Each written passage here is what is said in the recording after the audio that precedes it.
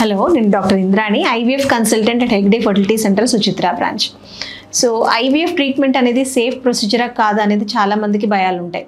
So IVF treatment అంటే definitely it is a safe procedure అండి.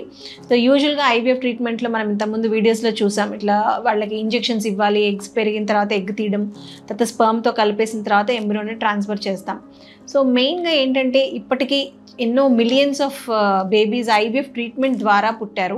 And then ఈ treatment ద్వారా ఎటువంటి కాంప్లికేషన్స్ లేవు, అది సేఫ్ ప్రొసీజర్ అనేది ప్రూవ్ అయింది. సో ఈ ట్రీట్మెంట్లో ఏంటంటే నార్మల్గా మనం ఇంజెక్షన్స్ అవన్నీ ఇస్తూ ఉంటాం. అవన్నీ ఎందుకంటే వాళ్ళకి ఫాలికల్స్ అవన్నీ అంటే ఎగ్ పెరగడానికి ఇంజెక్షన్స్ ఇస్తాం. సో ఆ ఇంజెక్షన్స్ ఇచ్చేటప్పుడు యూజువల్గా ఏంటంటే ఆ వాడే ఇంజెక్షన్స్ అన్నీ కూడా మామూలుగా మన బాడీలో ఉన్న హార్మోన్స్నే మనము ఎక్కువగా అంటే బయట నుంచి ఇస్తాం, ఎందుకంటే ఆ ఓవరీలో ఉన్న ఫాలికల్స్ ఎక్కువ పెరిగేదానికి ఇస్తాం అనమాట. అండ్ ఈ ఇంజెక్షన్స్ అవన్నీ కూడా కొన్ని సైడ్ ఎఫెక్ట్స్ ఉంటాయి తప్ప అవన్నీ కూడా అలాగే బాడీలో ఉండిపోవు. ఎప్పటికప్పుడు అవి యూరిన్ ద్వారా ఆ మెడికేషన్ అదన్నీ కూడా బయటికి వచ్చేస్తుంది, ఎక్స్ట్రా ఉండదన్నమాట బాడీ లోపల. సో దానివల్ల క్యాన్సర్స్ అవన్నీ రావడం కానీ అట్లాంటి రిస్క్ అదన్నీ కూడా ఏమీ ఉండదు.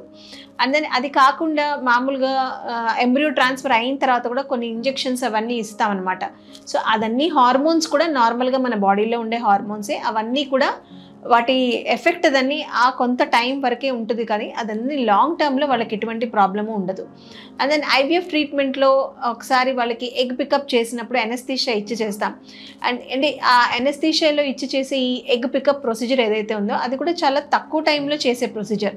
సో దానికోసం ఎక్కువసేపు ఉండి వాళ్ళకి ఎక్కువ ఎనస్థీషియా డ్రగ్ తీసుకోవడం వల్ల కూడా ప్రాబ్లము అలా అని కూడా అనుకుంటారు. అలాంటిది ఏమీ లేదు. సో డెఫినెట్లీ ఐవీఎఫ్ అనేది it is a safe procedure. Thank you.